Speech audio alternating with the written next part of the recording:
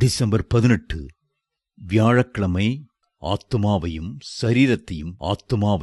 சரீரத்தையும் நரகத்திலே அழிக்க வல்லவருக்கே பயப்படுங்கள். மத்தேயு 10:28. தேவனுக்கு பயப்படுங்கள், ஏனென்றால் நம்முடைய ஜீவியம் அவருடைய கைகளில்தான் இருக்கிறது.